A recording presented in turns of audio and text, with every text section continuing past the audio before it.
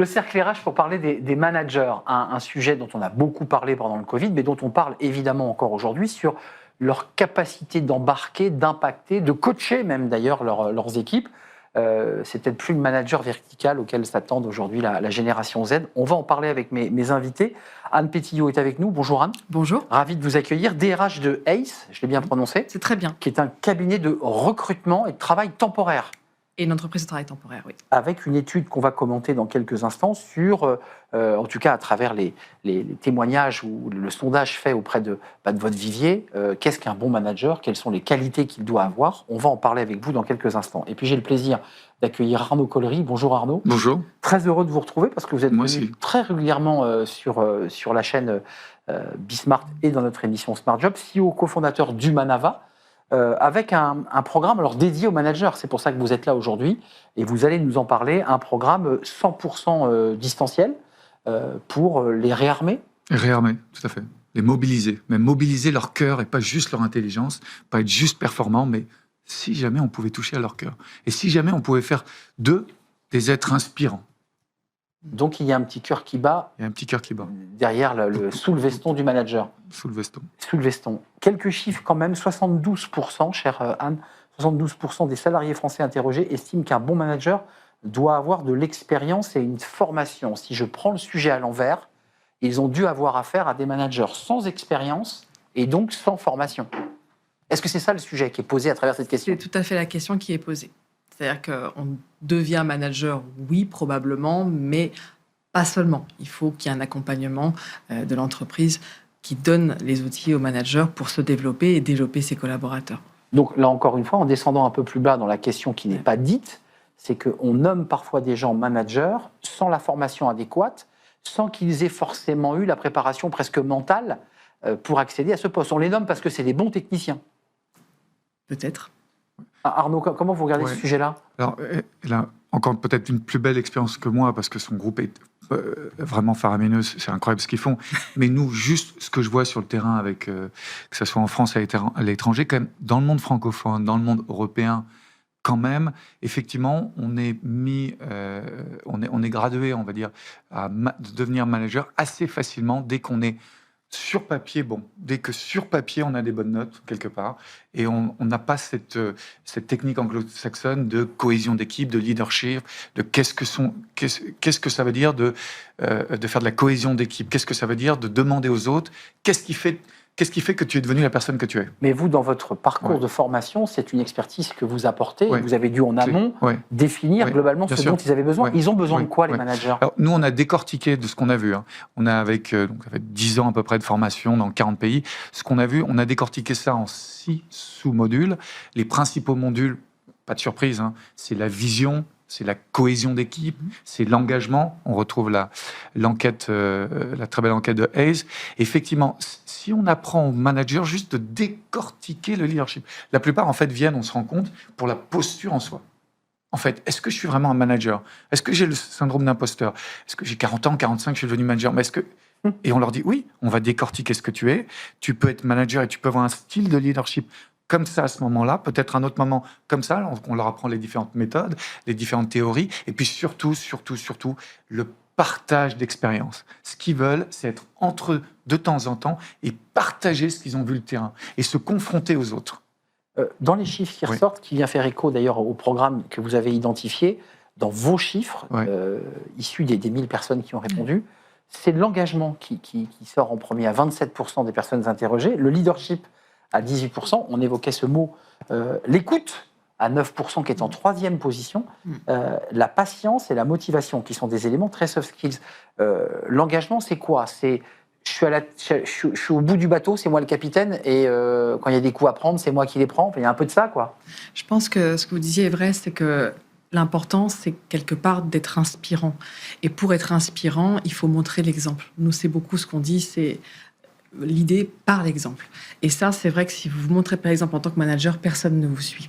Parce que quelque part, c'est ça un leader. C'est le sens même du mot leader. C'est quelqu'un qui donne envie de suivre. C'est totalement fondamental. Je rajoute quand même un élément, puisque là, on a mis des éléments positifs de soft skills, la capacité d'écoute, de patience, c'est important, le droit à l'erreur, laisser l'autre faire l'erreur. Mais quand même, dans votre étude, ce qui ressort, c'est à 33%, ce qu'on reproche aux managers, c'est l'autoritarisme à 33%. Et attention, la malhonnêteté à 30%. Alors, est-ce qu'on parle de malhonnêteté au sens général ou de la malhonnêteté intellectuelle? J'ai envie de le lire sous la malhonnêteté intellectuelle. Je pense que c'est comme ça qu'ils le voient. Ça, c'est un sujet quand même. C'est vertical. Enfin, socioculturellement, c'est passionnant. Ce qu'on voyait sur le terrain, c'est qu'en fait, il y a un besoin de créer du lien sans les masques habituels professionnels. Il y a un terme que j'ai découvert récemment, d'ailleurs, il y a 2-3 semaines, anglo-saxon, mattering, entre guillemets. Donc, il vient de matter, c'est-à-dire matter pour quelqu'un, c'est-à-dire que on est à l'écoute des autres et on vaut quelque chose sur le terrain. Est-ce qu'on se rend compte? Et on peut le faire en ligne. Donc, notre programme, c'est 3 mois de formation en ligne, 20 heures de vidéos préenregistrées, 6 coachings live toutes les 2 semaines. Et ce qu'on voit, c'est que les gens, ils ont juste envie de parler à cœur ouvert et juste de matter, juste d'être quelqu'un, d'être entendu. Les gens ne sont pas assez entendus, qu'ils soient managers ou employés d'ailleurs. Autoritarisme, parce que ACE, c'est un groupe international. Bien sûr. Ce qui est intéressant, c'est de voir aussi et peut-être que vous allez pousser le curseur en essayant de voir les différences entre l'Allemagne, les pays anglo-saxons. L'autoritarisme, ça, c'est quelque chose d'assez typique du manager français qui ressort. C'est-à-dire, je suis manager, je décide, vous exécutez. Et j'ai le sentiment aujourd'hui que ça bloque ça. C'est, je pense, pas quelque chose que recherchent les jeunes générations. Clairement pas. Ils ont envie de sens, ils ont envie d'un modèle, ils ont envie de savoir ce qu'ils font, pourquoi ils le font. Et c'est vrai que recevoir des ordres top-down, ça fonctionne pas. Et c'est pour ça qu'il faut que le manager soit inspirant, il faut qu'il soit explicatif, il faut qu'il soit très pédagogue, en fait, derrière tout ça. C'est un manager prof, c'est un manager coach, c'est un manager papa. Un manager coach. Donc, c'est pour ça que dans nos formations en interne, alors c'est pas le niveau des jeunes managers, mais c'est le niveau 2 des managers intermédiaires, des intermédiaires chez nous.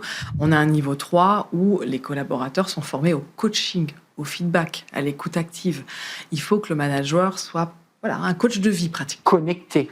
En fait, il y a vraiment une idée de connexion. Exactement. C'est ça, c'est je suis à ton écoute et je t'écoute vraiment. Je m'intéresse à toi. Voilà, je m'intéresse vraiment à ton sujet. C'est ça. Et au-delà même des sujets techniques, je m'intéresse aussi à toi. Bien complètement. Ça, c'est un sujet que vous devez adresser aussi dans vos accompagnements. Le premier module de notre école de leadership, encore une fois, c'est 6 modules. Le premier module, c'est le self-leadership. Désolé, c'est un terme anglo-saxon, mais ça veut dire ce que ça veut dire. Déjà, devenir leader de soi.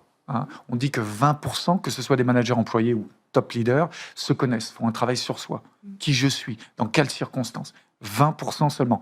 Comment veux-tu collaborer avec d'autres personnes et de temps en temps les manager, leur dire où on va, être clair? J'ai vu aussi ce rapport sur la clarté, bien sûr.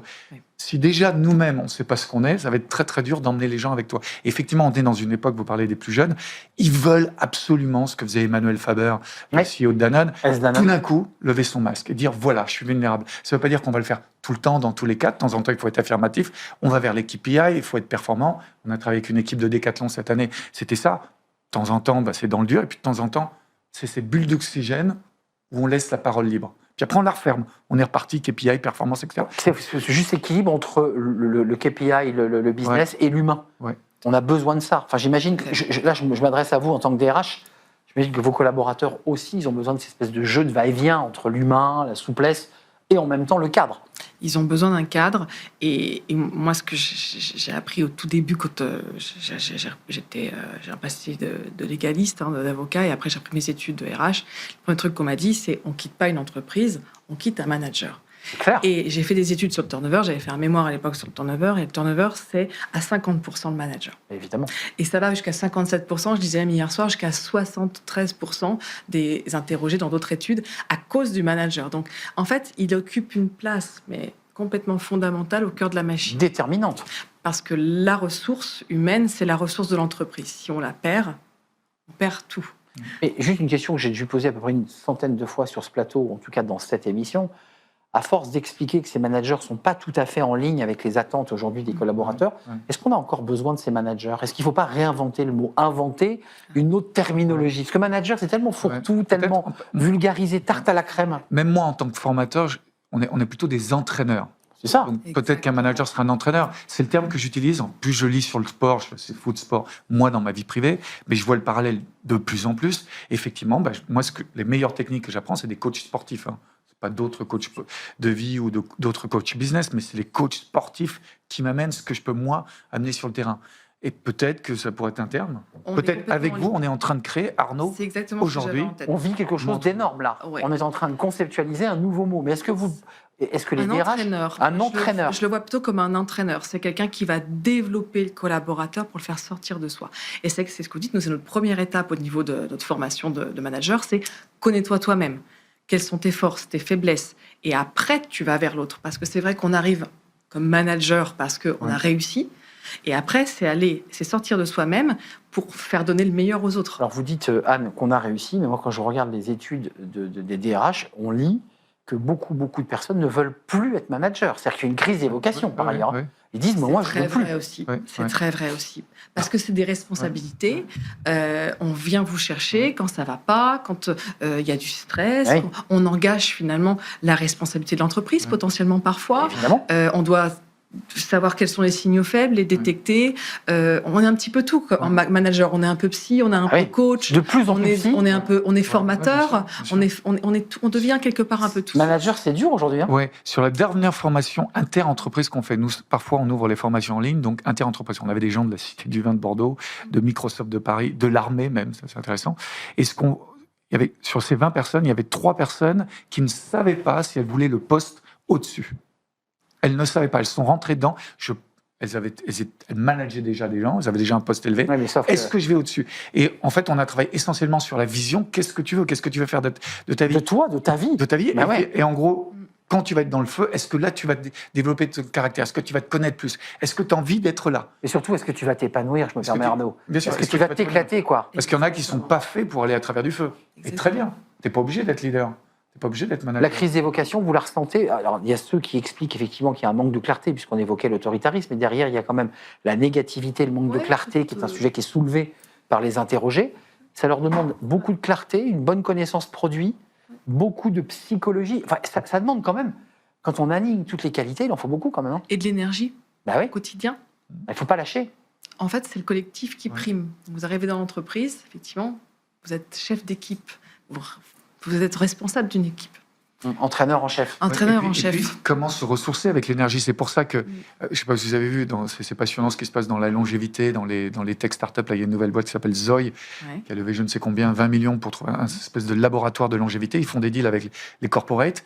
Et de plus en plus, maintenant, les top managers, ils veulent avoir un coach en longévité, un coach qui va travailler sur le côté physique, avec des biomarqueurs un peu partout, pour savoir si je peux rester en capacité mentale et physique.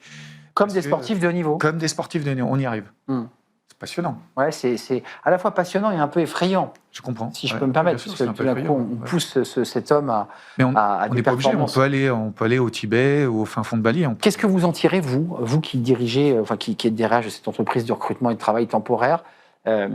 Ça vous recentre dans les missions que vous imposez à vos équipes, avec lesquelles vous partagez? Quels sont les messages que vous tirez de tout ça, de cette étude, qui est à la fois positive et en même temps négative? Le message que je tire, c'est que en même temps, ça ne me surprend pas, parce que pour moi, un collaborateur productif, c'est un collaborateur heureux. C'est un collaborateur épanoui. Et du coup, il ne peut être épanoui qu'heureux que si, effectivement, il est poussé vers l'avant.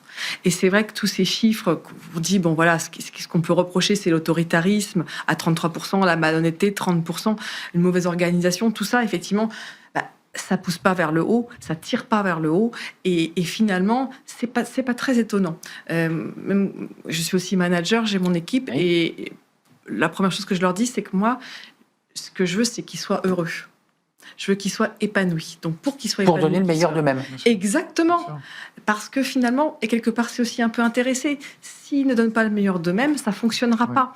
Et on ne donne le meilleur de soi-même que si on aime ce qu'on fait. Et c'est pour ça que pour moi, la clé, c'est le management participatif. Après, on a chacun son style de management. Et d'ailleurs... On se met autour de la table, on parle, et quelqu'un tranche à un moment donné. Arnaud, un dernier mot. J'étais une conférence passionnante l'autre jour avec un certain Isaac Getz. Vous connaissez, très connu. Et il a dit quelque chose de passionnant, et j'y crois. Le bonheur au travail, pour lui, en tout cas, ça se résumait ainsi: pouvoir compter sur soi, que les autres sachent qu'on puisse compter sur lui et compter sur les autres. Moi, je vais juste rajouter une dernière chose qu'on essaie de faire à Humanava. Humanava, c'est en fait un leadership dojo. Je sais qu'un de vos collaborateurs est fan de judo, je venais de l'entendre. Nicolas Juchat. Nicolas, pas le citer. Nicolas, nous, ce qu'on a créé à Humanava, c'est un leadership dojo, c'est-à-dire qu'on les accompagne pendant 3 mois avec cette école de leadership, et puis après, on fait des choses parallèles. On a monté un podcast, Stand Up for Passion, sur Spotify. On monte un événement décalé. À 18h la semaine prochaine, le 20 septembre, au République, sur le leadership d'une façon décollée avec un certain Boris Sirbet. Vous connaissez peut-être. Absolument, ce sera le dernier mot, Arnaud. Oui. Et oui, parce qu'à un moment donné, on est décalé, mais le temps, évidemment, est imparti. On y revient toujours. On en revient toujours à cette notion du temps. Le temps file. Merci Anne Pétillon. On peut découvrir votre étude, vous êtes DRH de ACE, étude sur le site d'ACE. 1000 personnes interrogées. C'est une étude qui date de quelques mois, donc elle est toute fraîche. Merci de nous avoir rendu visite, études instructives. Merci à Humanava. Allez sur le site Humanava, des podcasts, des événements décalés et un programme évidemment passionnant en distance, en distanciel. À destination des managers. Merci, c'est un plaisir de partager ce moment. On a créé un nouveau concept. On ne dit plus manager dorénavant. Terminé. Merci. On tourne une page, Stéphane sur l'emploi.